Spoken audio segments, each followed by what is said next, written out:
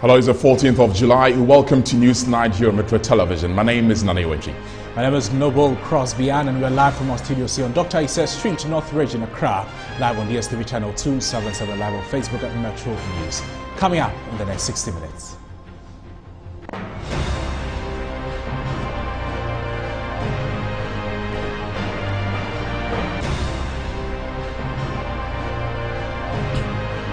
The Finance Committee of Parliament pulls brakes on $28 million vehicle loan arrangements for members of Parliament and Council of State. We'll bring you details shortly.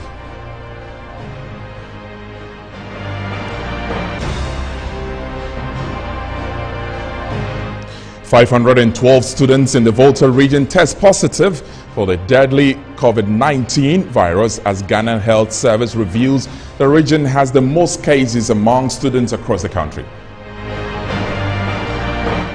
In business, French ambassador insists Francophone African countries are not sabotaging the quest for Africa to trade in a common currency.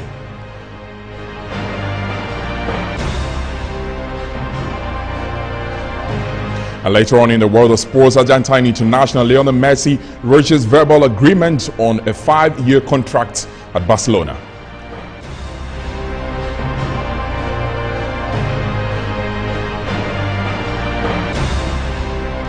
Coming up in international news, long queues have from outside shops in petrol stations in South Africa's port city of Durban following days of unrest sparked by the jailing of former President Jacob Zuma. We're live in South Africa shortly.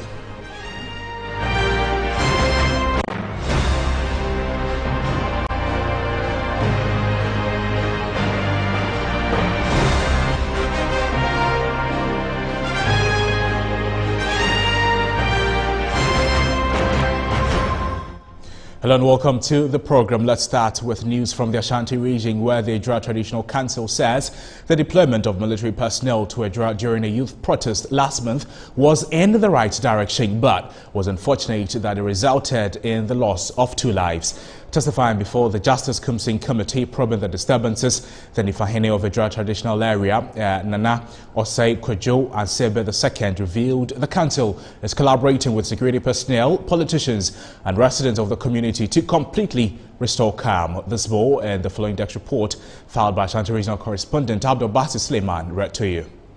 Testifying to the 3-member committee mandated by the Interior Minister to probe the circumstances which led to the riot by the youth of Edra, which claimed the lives of 2, the Nifahene of Edra Traditional Area, Nana Osei Kwadwo Asembia II, said the deployment of the military was a step in the right direction in the heat of the moment, but the casualties which occurred was rather unfortunate. He lamented the weak strength of the security service at Edra, which he cited among other things as lack of enough personnel, vehicle and other accoutrement for security operations. He revealed the entire municipality had only 1 police station and thus appealed to the state to strengthen the police at Edra. He hinted that the chief of Edra has made land available for expansion of police infrastructure. Here are some excerpts from today's sitting at the Prempeh Assembly Hall in Kumasi.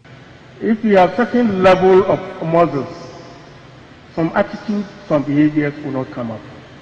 So if you're able to equip the police to the extent that in Edra alone, they can perform what is expected of them, I don't think the military will even worry to get involved. But if it is not done, then the authorities are permitted under the law to use the military or any other service as it were to access in peacekeeping. The committee's sitting has been adjourned to Friday, July 16, 2021, which would be the day the committee is expected to conclude its works. Now, a former UN senior advisor when it comes to governance, Professor Bafo Ajimendua, has been mourned what he described as a poor management of issues on presidential spouse allowance. Speaking on Good Afternoon Ghana with Francisca Kakraforsen, the advocate for advocacy and good governance called for complete overhaul of constitution to eliminate inequalities. Issue, I think, has been poorly managed. First of all, I don't see anything wrong with first ladies or second ladies present and in the past to be given allowances. I don't think anybody is disputing the fact of making some payment. It's becoming increasingly, this whole debate is becoming increasingly partisan. In fact, it has been. But we are drawing innocent women, very honorable, distinguished women in their own right.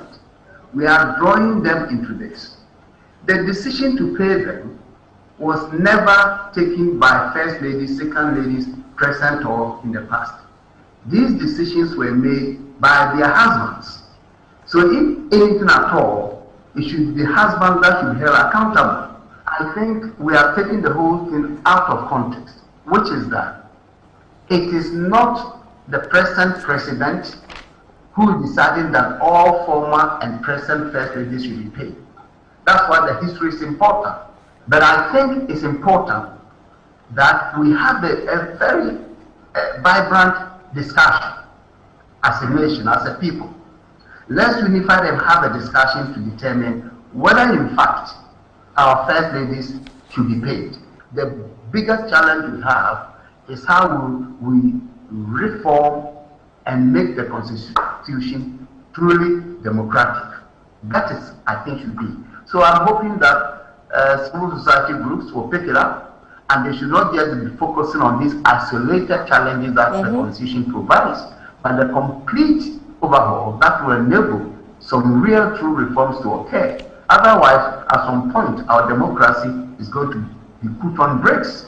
Because if you look at how these two political parties are behaving, the political elite, they are going to lead our demands. So we need to really find a way to save. Well, still on Good Afternoon Ghana, and reacting to the development on the allowances for presidential spouses, former Deputy Minister for Information Pius Enam Hajid accused the opposition, the National Democratic Congress, of playing partisan politics with an important issue such as this. He blamed the NDC for being toxic on issues of national development. I have the greatest indignation towards members of parliament on the NDC side.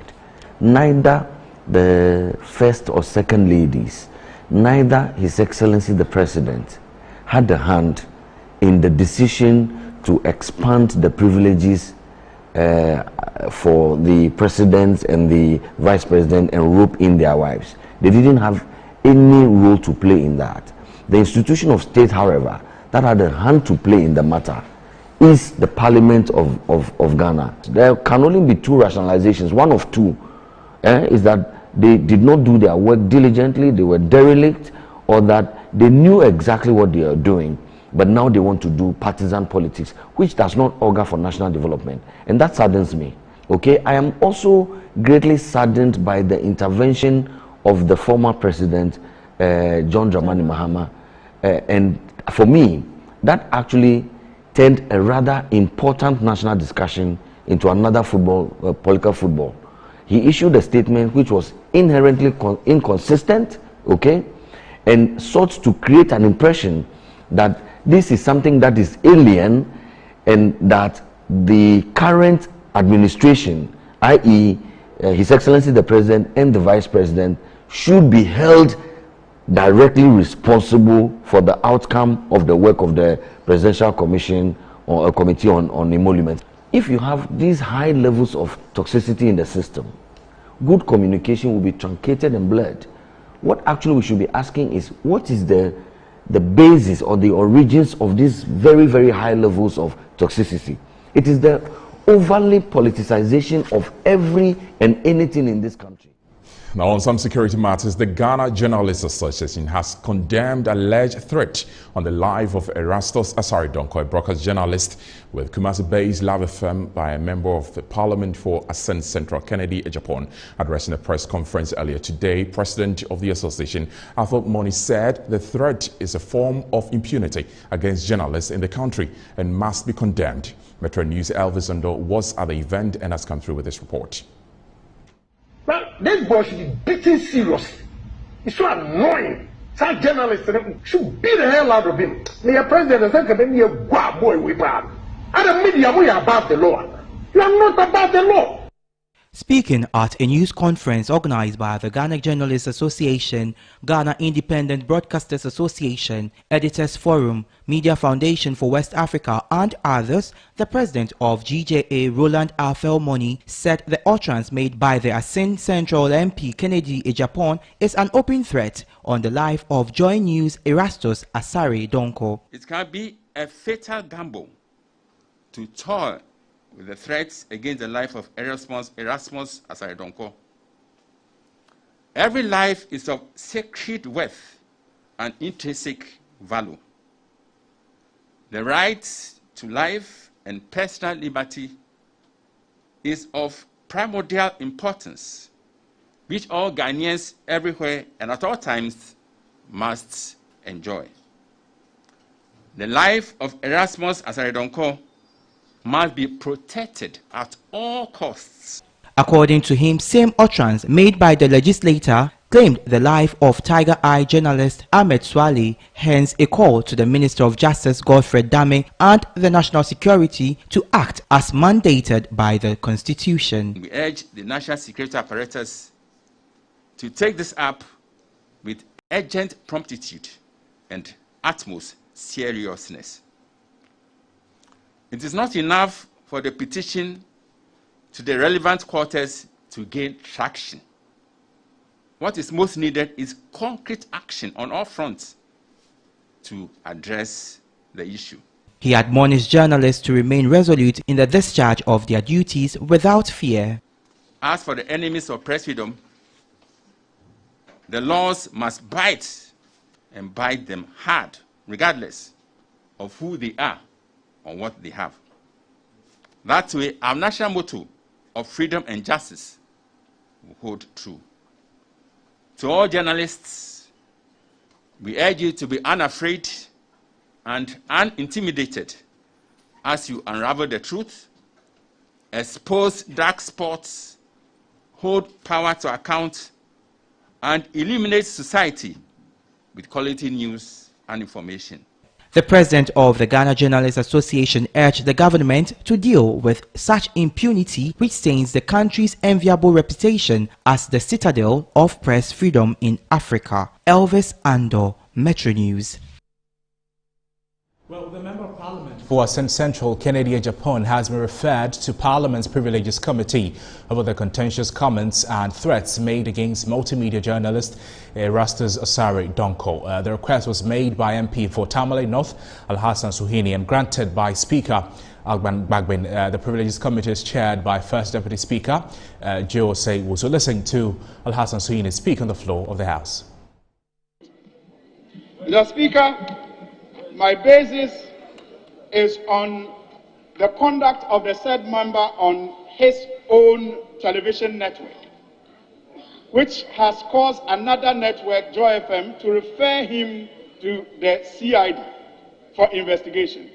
Mr. Speaker, the letter from Multimedia to the CID quotes what he said on his show.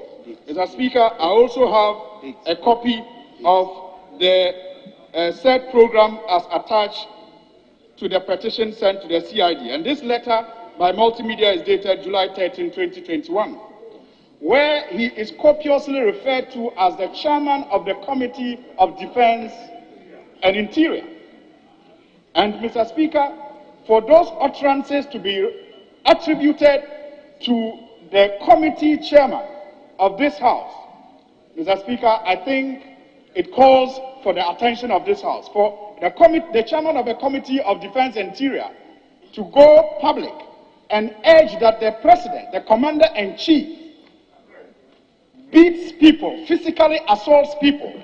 He says, and I quote, Mr. Speaker, that if he were the president of Ghana, he would have ensured that the said journalist, Erastus Asare Donko, is beaten mercilessly. Mr. Speaker, he says that, in fact, Erastus Asare Donko should be beaten seriously. And, Mr. Speaker, this comes in the wake of another such utterances he made in relation to Ahmed Swale, which led, in the view of some people, to the identity of Ahmed Swaleh being compromised and eventually murdered. Mr. Speaker, I think that as a former journalist, I feel obliged, Mr. Speaker, to draw the House's attention to this conduct of an honorable colleague of this House, which in my view, brings this House into disrepute. The Speaker is given the discretion, says may refer any questions of privilege.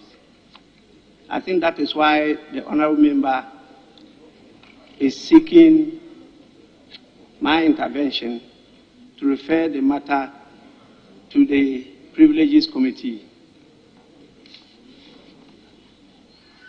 This is my first time of hearing this matter.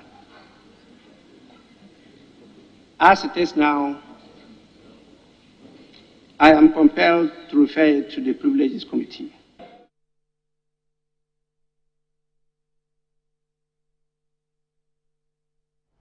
You're still watching NEWSNIGHT here with our television. We're taking a short break. We're back with more.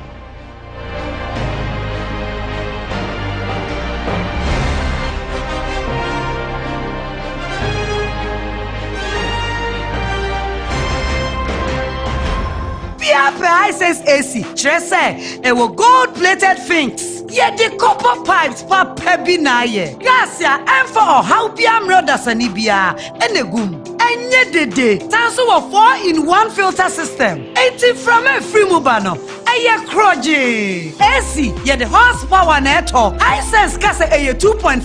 Aye 2.5. Kululu pianim. Yet the Abapiamo. Aye high sense AC super promo. Date near 26 July. Akobim 8 August 2021. Upe Asia F. Na eche. Na chili. Na power. Aye high sense AC. Comfort to yemi. 26th July. Akobim 8th August. Madam Hisense. Matiti Suse. Who? 5 years warranty. Eda Sutia. Hisense and Kwane to me Yasamo. Hisense. Everyday prices for everyday people.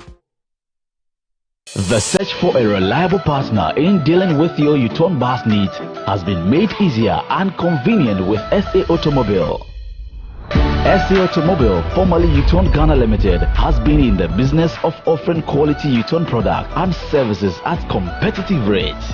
At SA Automobile, our team of expert staff, management, engineers, and mechanics professionally deal in the sale of U-turn buses, genuine spare parts, its repairs and maintenance at a highly effective workshop with remarkable speed. We also have available the sale of Camel car batteries, Weichai and Kia spare parts, Zonton coaches and light duty vehicles for everyday movement. Contact us on 020-000-0831 or 054-555-7500. You can also email us info@saautomobilegh.com or visit our website at www.saautomobilegh.com. SA Automobile, the pleasure of doing business with you is all ours.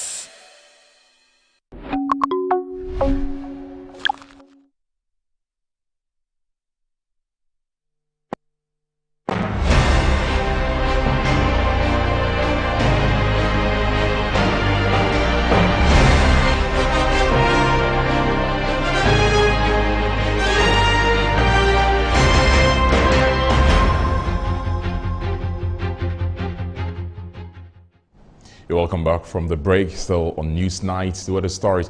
According to the Minister for Communication and Digitization, Ursula Osuekufu, the Ghana.gov payment platform will revolutionize financial service provision, since this will eliminate direct physical money interaction, thereby enhancing efficient monitoring and or collection of revenue across government agencies. She spoke at the launch of the Ghana.gov at the Jubilee House today.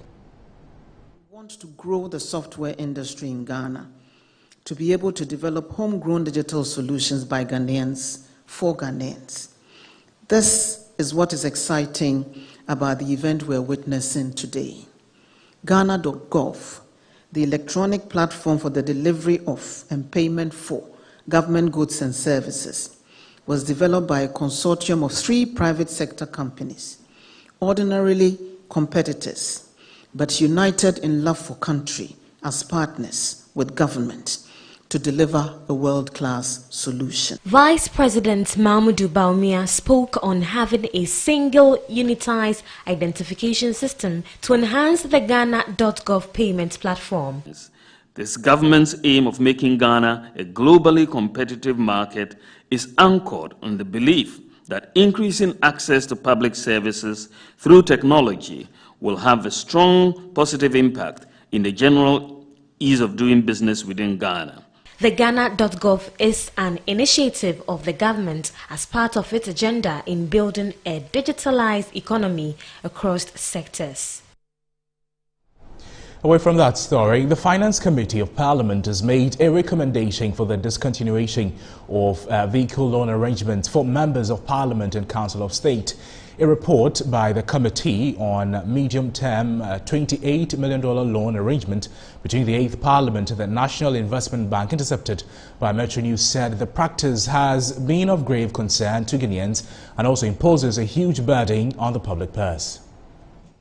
The Finance Committee nonetheless wants the new loan arrangement to be implemented in the future, which means that members of Parliament and Council of State members can still benefit from the current loan agreement of $28 million and $3.5 million respectively, tabled by the Finance Ministry. This was captured in the report of the Finance Committee on the 2 loan agreements cited by Metro News. There has been a huge public backlash about the loans amidst the economic challenges in the country. The committee is thus urging Parliament and the Parliamentary Service to take the necessary steps to ensure the provision is discontinued. The committee said it has taken note of the recent concerns expressed by many Ghanaians about the burden of the current arrangement on the public purse. The committee's request comes shortly after a motion filed by the North Tongue Member of Parliament and the Member of Parliament for Kankwe Central, Patrick Boama, asking Parliament to reject $28 million loan facility. According to the motion cited by Metro News, they rather want the state to provide for members logistics necessary for the performance of their duties as provided for under Article 71 of the 1992 Constitution of Ghana. Now, some health matters. The Director General of the Ghana Health Service, Dr. Patrick Kumabwaje, has revealed that a total number of 512 students in the Volta region have contracted COVID-19. According to the Director General, Volta regional schools have recorded the highest number of cases, which is attributed to the disregard of COVID-19 protocols across the country. Giving an update on COVID-19 situation in the country, the Director General of the Ghana Health Service, Dr. Patrick Kumabwaje, said there have been a gradual increase in the active cases over the past 4 weeks, with over 200 active cases. According to him, the active cases is as a result of the non-adherence to COVID-19 safety protocols. We've tested more than 1.3 million people. As we speak now on our dashboard, we have 2,512 active cases. And as you understand, that is the number of people who are currently carrying the virus, with overall positivity rate of 7.3%. We've had a death of about 806. The last time I was here, the death was about 799 thereabouts. So we've had about 6 more since the last time we updated the data. Because the numbers are, the tests are usually batched, the number of the reporting may not be exact day, but if you have a 7-day moving average, you can see that even that also shows that our numbers are increasing. On schools, he says there are 166 active cases among students from 4 regions, and Volta region has recorded the highest with 512 cases. A total of 363 schools have recorded cases. We have so far cumulatively recorded 2,323 cases in our schools since school reopened in January. 92.8% of them have recovered. There are about 166 active cases among students in 4 regions. That's Ahafo, Ashanti, Greater Accra, and Eastern region, and 1 case in Oti. Overall, in the schools, Volta region has recorded the highest number of cases, accounting for about 512 cases across since school reopening. whilst Northeast has not recorded any case since school reopened in January. He spoke on some strategies adopted to address the rising number of cases. We are expecting about 1.2 million Pfizer vaccines from COVAX through the US through the COVAX for us. And we are hoping that later by middle of August it should be available for that. We also, as mentioned earlier, about 250,000 doses of AstraZeneca will be coming in for the second dose of those people. But obviously, we continue engaging other options to ensure that we have enough to cover all those who are waiting for their second dose. For Johnson & Johnson, we have an agreement with AU for about 17 million doses. We are expecting that by middle of August or end of July, we actually mentioned that maybe by end of July we may get some sample. The Director General of the Ghana Health Service entreated Ghanaians not to let their guards down in the country's quest to fight COVID-19 pandemic. You're watching Newsnight on Metro Television. Let's go for a quick break. We are back with the business news. Stay with us.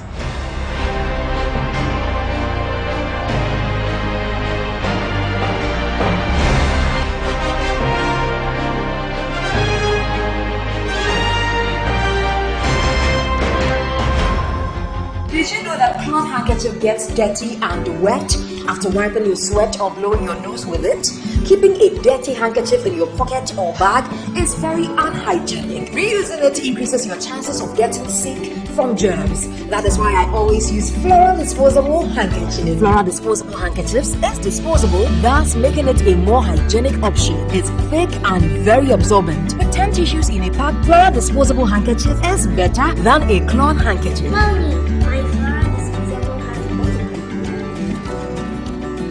The Flora toilet roll, Flora multi-purpose paper towels, Flora table napkins, and Flora box tissues in a shop near you. For bill purchases, call Delta Paper Mail on 0243 033 033. Accra, commercial capital of Africa, will host the 5th Ghana International Trade and Finance Conference, GITFIC, on the 27th of July 2021 at the Movenpick Ambassador Hotel in Accra at 9 a.m. prompt. This year's theme is Facilitating Trade and Trade Finance in AFCFTA, the role of the financial services sector.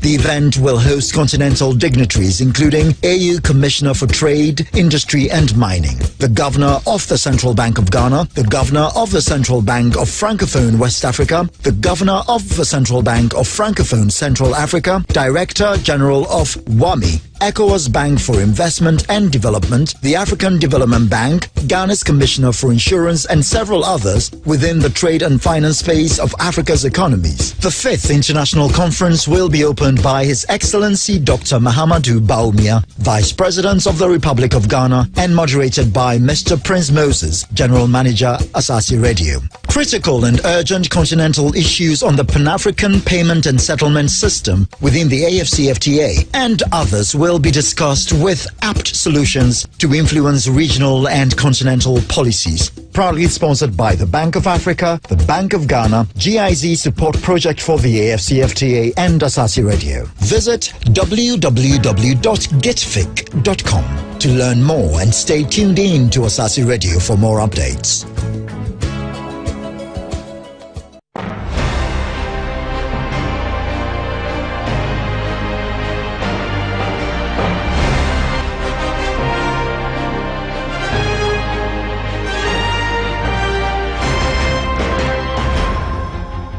Welcome back to Newsnight on Metro Television. Winston is standing by for the latest in business. What have you got? In business, there has been interaction with the French ambassador to Ghana by our own journalist, Shadrach Charagodame. This and many more coming to you shortly here on Newsnight.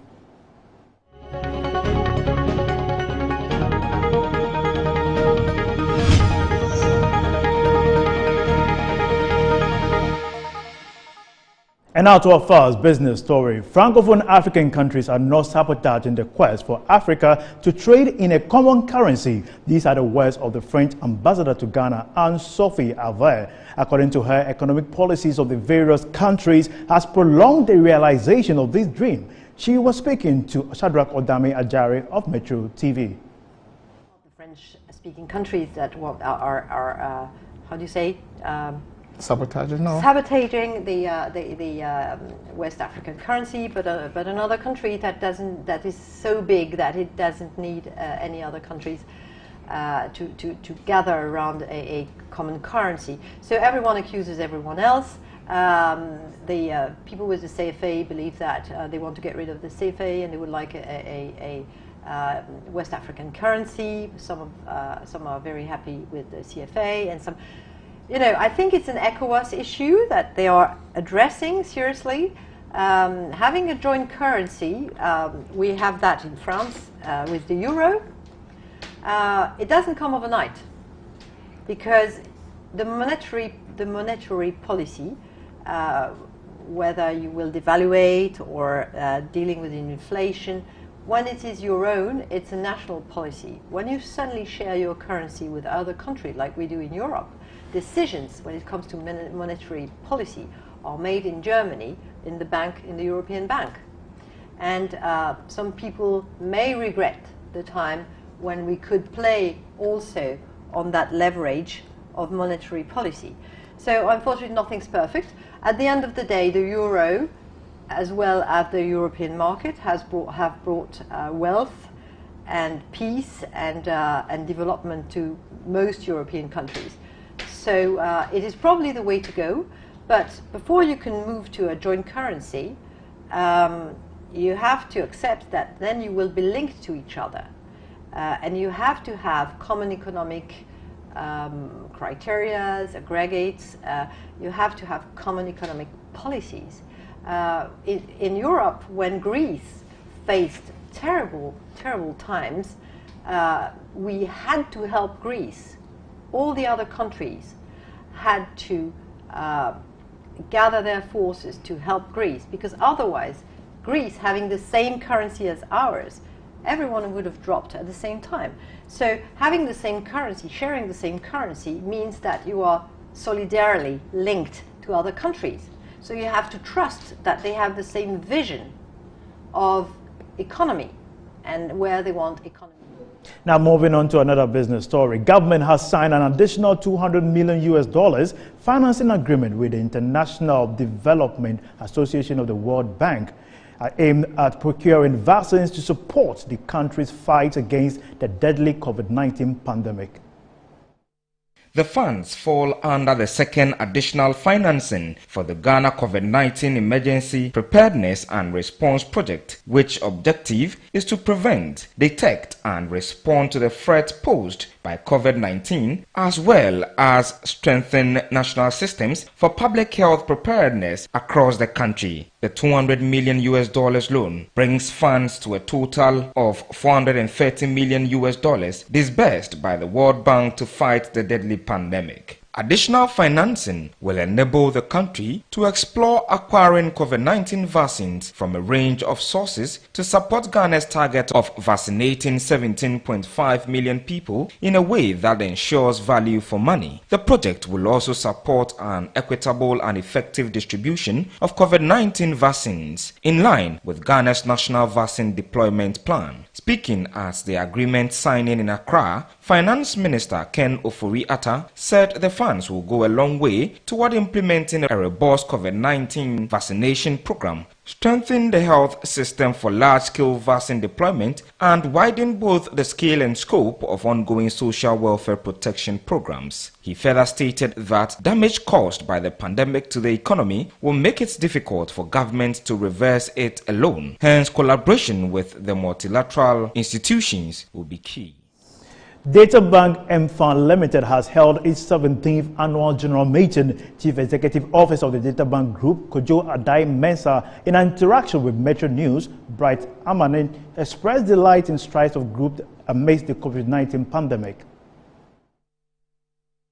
Proudly say we are one of the best or the best run companies in the country. You know, there's a lot of focus on us, and that even spurs us on to ensure that we do things right, to ensure that we are sticking to what the regulators say, because of the kind of spotlight that's naturally there is on us. So we want to believe that we are solid, we have solid governance structures. I mean, nobody's 100% perfect, but we believe that we are very, very solid in the way we run this business, the way we advise clients.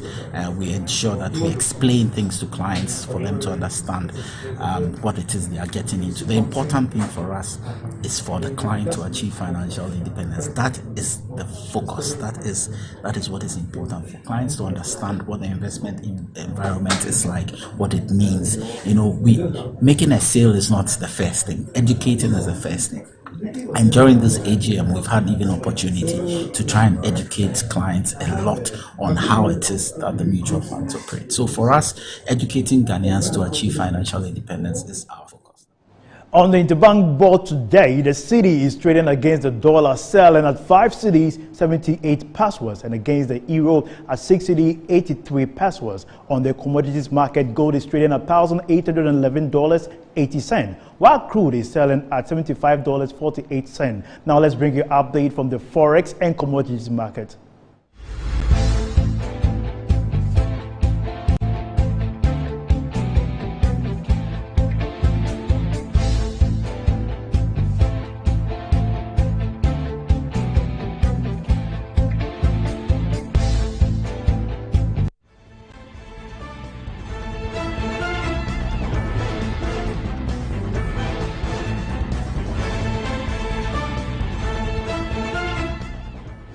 That's it for business here on Newsnight. My name is Winston Taki. Crosby and Anai standing by for the rest of the bulletin. Thank you so much, Winston, for bringing us business news. We'll go for a break. We're back with sports news.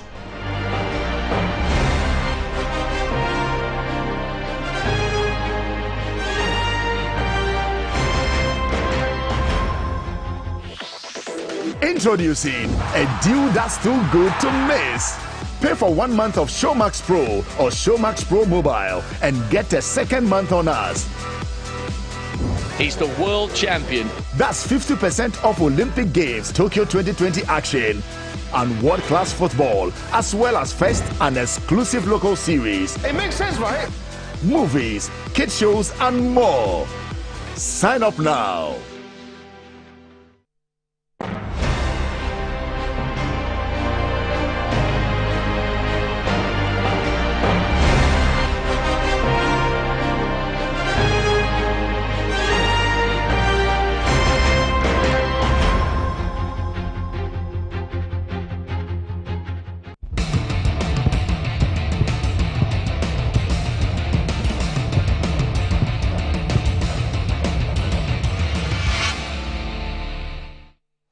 My name is Feo Jonokote. We are starting the news in faraway Buenos Aires in Argentina. And after months of speculation regarding his future, Lionel Messi has verbally agreed a 5-year deal with Barcelona.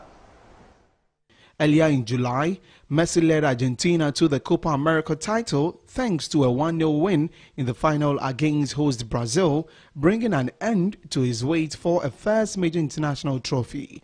The 34-year-old has now agreed to stay on at his boyhood club for another 5 years, meaning he will be 39 by the time his new deal runs out. Messi sparked. Let's get to the United Kingdom and focus on the EPL, because the new manager of Everton, Rafael Benitez, says that he'll be very professional in his new job at Everton, knowing very well the rivalry between the teams in that town. I was convinced when I decided to say yes, or even when I decided to start talking, I was convinced that it's a great opportunity, and for me, it's this challenge. So it's not something that I am scared. It's the opposite. So it's I want to win. I want to do well, and what means to win? So what I said before, starting with the first game and see what happened the second one, the third one. So that is to be competitive for me. Is to be ambitious and try to do my best in every single game. So I have. I'm sure that we will do it, and I'm sure that we can do well. Yeah, I have a great connection with the city. We were supporting a lot of charities. We have a lot of friends in both sides. So for us, it's just to enjoy the city, to be fair, for my family, everyone. And I'm really pleased and really proud to be here and hopefully to do well. So that's the main motivation. So the connection with the city keeps me happy here. To come back to the Premier League is another great opportunity, and to do with a team that can compete for something is, I think, it will be great. Let's get to the Ghana Premier League now, and a former board member, actually a board member of Accra Hasselhoff, Dr. Nyaho Tamaklo, has indicated the match involving Busua Drafts and Hasselhoff was the most difficult one for his club. I think our match with Drafts, wow, to me was the most difficult game. They were determined to destroy us. Drafts have always been warring Accra Hasselhoff since I grew up after a small boy following Heart. So Drafts, so that's why we call them, and they call themselves to mysterious. But we don't know how they score their goals.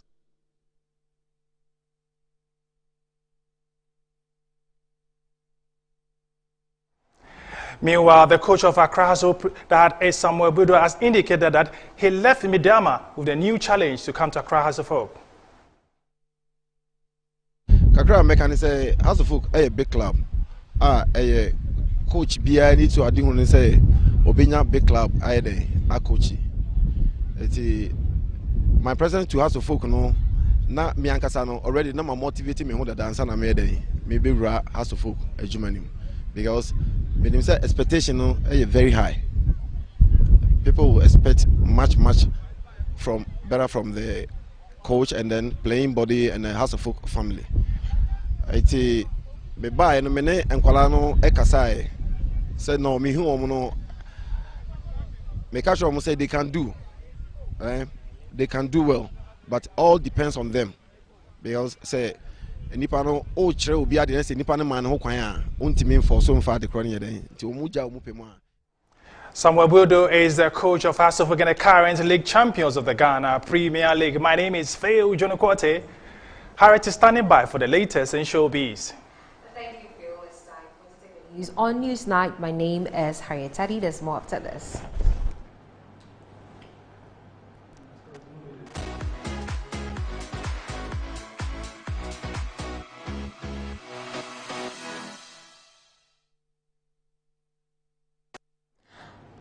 Ghanaian gospel musician Ohima Mercy has said, disclosed that getting American gospel singer Phil Thompson on Tahila Experience this year was not difficult. The Asida singer said it was very easy to get him to accept her invitation to the 2021 edition of the annual event, which is in its 8th year. She spoke to Metro News Entertainment Desk at the press launch of the event yesterday. It wasn't difficult at all. Phil Thompson is one of the lovely people you can ever have an encounter with.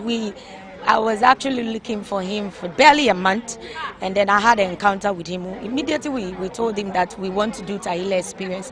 He went online, looked at the program, and he fell in love with it immediately, and it was so smooth. Is that how easy you get your fellow gospel artists in the country on your program? For me, I have Tahila icons.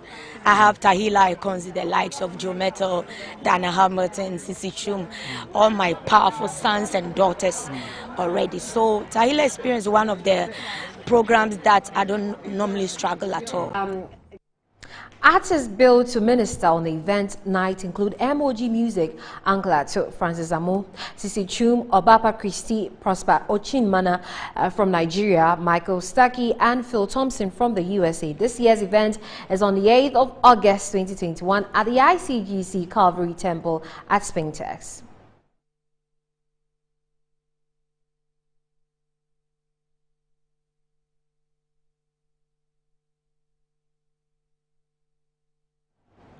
Now, the debate on the country with the best jollof never seems to end. French ambassador to Ghana, Annie-Sophie Ave, is the newest to add her voice. According to her, Ghana has the best jollof she has ever tasted. She was speaking in an exclusive interview with Shadrach Odamejare.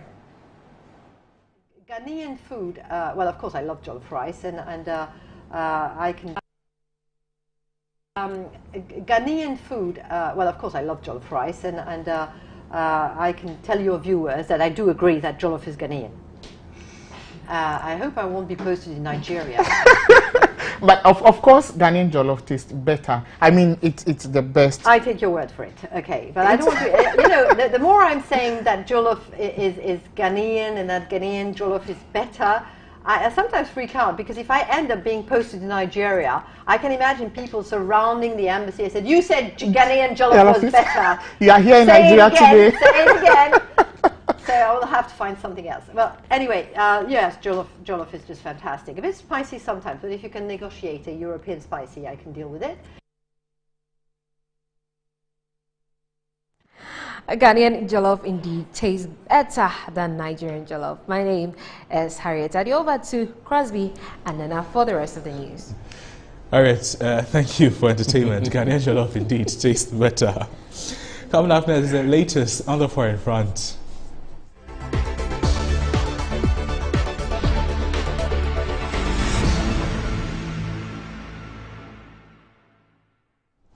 In international news, a 15-year-old boy was killed by a stray bullet in Johannesburg Township on Wednesday, July 14. More than 70 people have been killed in the unrest, the worst in South Africa for years, and hundreds of businesses wrecked.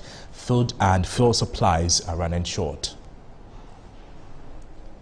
A crowd gathered around the body teenager Vusi Dlamini in the south part of Johannesburg. Among his relatives was the grandmother and sister, and the news brought in the business minister, who appealed to the citizenry to restrain themselves as the country continued to fight the COVID-19 pandemic. And this was about the citizens who also formed a block to prevent others from looting their shops. And it was an unseen which the minister describes as very, very unfortunate. And this whole incident happened on Wednesday. 10 suspect looters in a police block entrance to the mall, and in some cases armed themselves as vigilante to form blocks and scare them away.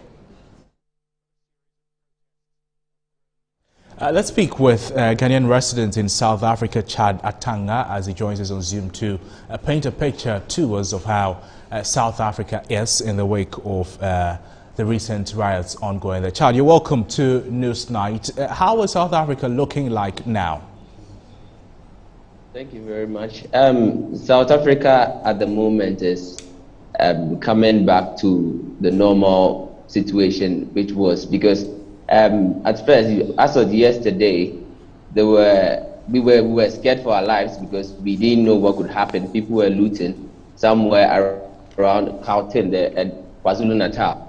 But as of today, most of the communities have come together, and the members are kind of creating a barricade to prevent looting from other people on the streets. So everything is now coming back to normalcy. Like we are actually feeling a little more safe as it is. But then in some cities in Durban, there are still some sort of looting going on, and the police is trying as much as possible to bring that situation to normalcy. Yeah. Okay, Chad, help us understand. Is it the problem that the former president had to go to, jail, or they are just protesting because they need jobs or they need food or something to live on?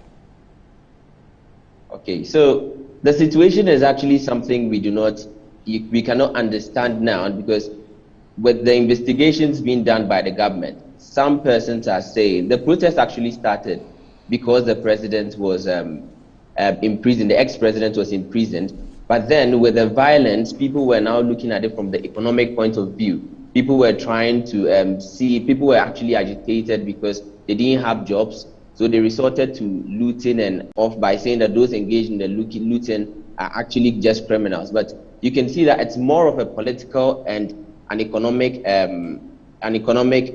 let's say, problem. Because some political parties or the opposition party is alleged that the opposition party is instigating people to go in and loot, while the government is also, the normal citizenry are also saying that it's more of an economic problem. And this is actually creating shortage of food and fuel in certain parts of Durban and KwaZulu-Natal, and it's also rendered certain people unemployed, because certain people who are supposed to work in such malls have been rendered unemployed because Thank you. Thank you so much, Chad. That's all time will permit us. We wish all the South Africans well and safe within the country.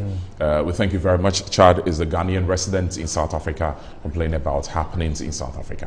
And that's our draw the curtains in tonight's edition of Newsnight from our studios here on Dr. Issa Street, Northridge in Accra. Thank you so much for watching the program. My name is Noble Crosby Allen. My name is Nana Yawentri. Good night.